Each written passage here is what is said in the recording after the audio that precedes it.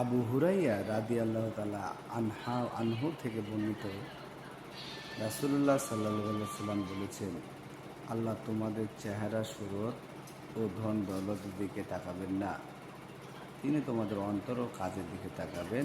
মুসলিম শরীফের হাদিস। পবিত্র কোরআনে আল্লাহ বলেছেন, আর আমি তোমাদের ঘুমকে করেছি বিশ্রামের উপায়। সূরা আন-নাবা আয়াত ৯। আবু হুরাইরা রাদিয়াল্লাহু তাআলা আনহা থেকে বর্ণিত, তিনি বলেন, রাসূলুল্লাহ সাল্লাল্লাহু আলাইহি সাল্লাম বলেন, মুমিন নরনারী জান-মাল ও সন্তানের উপর বিপদ আপদ আসতেই থাকে। অবশ্যই আল্লাহর সাথে সে সাক্ষাৎ করে এমন অবস্থায় যে তার কোনো গুনাহ থাকে না। ইমাম তিরমিজি এই হাদিসটা বর্ণনা করেছেন।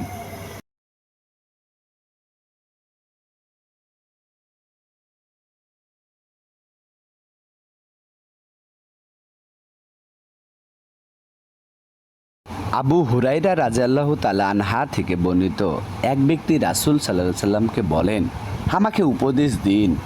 তিনি বলেন, রাগ করো না।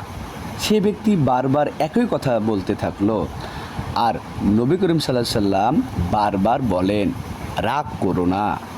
বুখারী শরীফের হাদিস। আসসালামু আলাইকুম।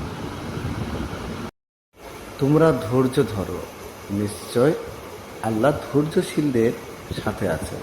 সূরা আনফাল ৪৬।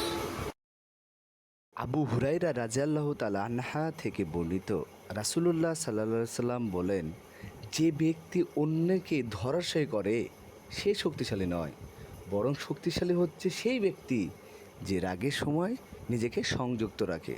বুখারী ও মুসলিম।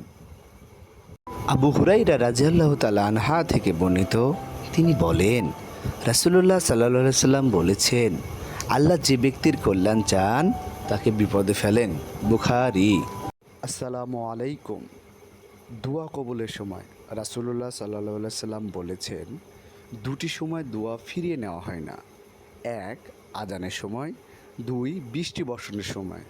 আবু দাউদ।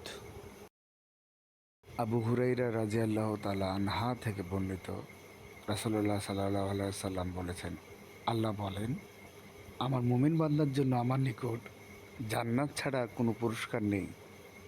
যখন আমি দুনিয়া থেকে তার প্রিয়জনকে নিয়ে যাই আর সে সওয়াবের আশায় ধৈর্য ধারণ করে। বুখারী শরীফ।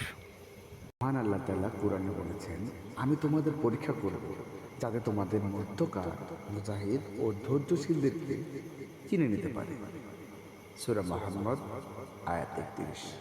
আসসালামু আলাইকুম। মহান আল্লাহ তাআলা কুরআনে বলেছেন, আমি অবশ্যই তোমাদের ভয় ও ক্ষুধা এবং তোমাদের জান মাল শস্যের ক্ষতি সাধন করে পরীক্ষা করব। এ পরীক্ষায় ধৈর্যশীলদের সুখবর দাও। সূরা আল বাকারা আয়াত ১৫৫। তওবা করার নিয়ম। ১, সমস্ত গুনাহ থেকে তওবা করতে হবে।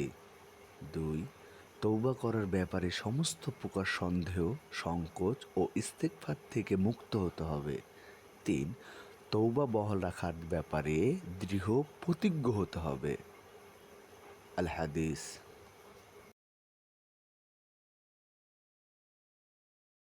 পবিত্র কোরআনে আছে, তোমরা নিজ প্রভুর নিকট গুনাহ মাফ চাও, তারপর তার নিকট তওবা করো। সূরা হুদ। পবিত্র কোরআনে আছে, হে মুমিনগণ, তোমরা আল্লাহর নিকট তওবা করো, তাহলে তোমরা কল্যাণপ্রাপ্ত হবে।